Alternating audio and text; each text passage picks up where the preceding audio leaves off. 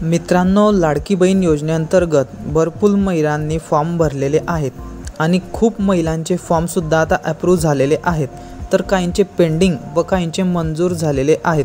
तुमचेसुद्धा form जर मंजूर झालेला असेल किंवा अप्रूव्ह झालेला असेल तर हा व्हिडिओ तुमच्यासाठी खूप महत्त्वाचा आहे।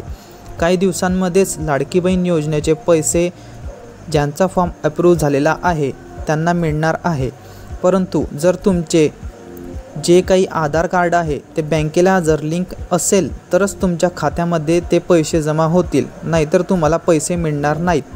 आता तुम्ही मनात प्रश्न आला असेल की आमचे आधार कार्ड हे बँकेला लिंक आहे का नाही, हे कशा प्रकारे चेक करायचे, तर ते तुम्ही तुमच्या स्वतःच्या मोबाईलमधून चेक करू शकतात।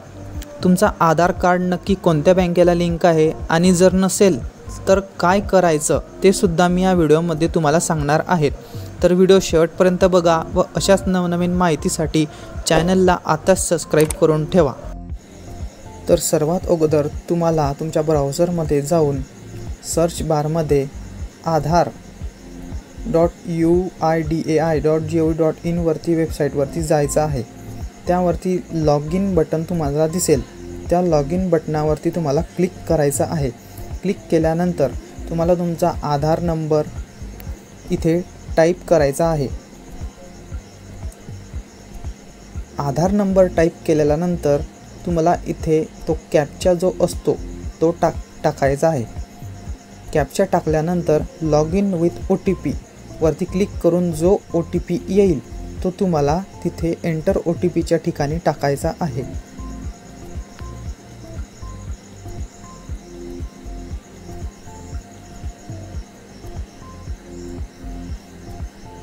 OTP टाकल्यानंतर लॉग इन बटनवरती क्लिक करून अशा प्रकारे तुम्हाला वेगवेगळे ऑप्शन इथे दिसतील। त्या ऑप्शनमध्ये बँक सीडिंग स्टेटस या ऑप्शनवरती क्लिक करायचं आहे। तर अशा प्रकारे तुम्हाला तुमचे बँक सीडिंग स्टेटस दिसेल, परंतु इथे बँक सीडिंग स्टेटसच्या पुढे इनॅक्टिव्ह दाखवत आहे व कोणतीही बँक दाखवत नाही। जर असं तुम्हाला सुद्धा दाखवत असेल तर काय करावे हे सुद्धा सांगतो। इथं जी बँक दिसेल त्याच बँकेच्या खात्यामध्ये लाडकी बहीण योजनेचे पैसे जमा होणार आहेत। अशा पद्धतीने तुम्ही पाहू शकता हे कोणत्या बँकेला लिंक आहे, कारण हे जे पैसे आहेत ते आधार कार्डच्या माध्यमातून DBT मार्फत म्हणजेच डायरेक्ट बेनिफिट ट्रान्सफर मार्फत पैसे जमा होणार आहेत।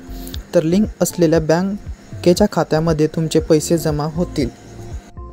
परंतु इथे जर तुमचे अशा प्रकारे इनॅक्टिव्ह दाखवत असेल किंवा कोणतीही बँक दाखवत नसेल तर तुम्हाला काय करायचं, तर तुम्ही जे बँकचा अकाउंट नंबर दिलेला आहे त्या बँकेमध्ये जाऊन तुमचे जे काही आधार DBT आहे ते NPCIला लिंक करून घ्यायचं आहे।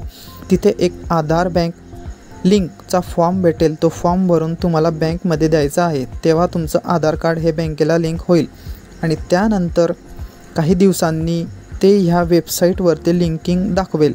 तर अशा पद्धतीने तुम्ही ती प्रोसेस करायची आहे।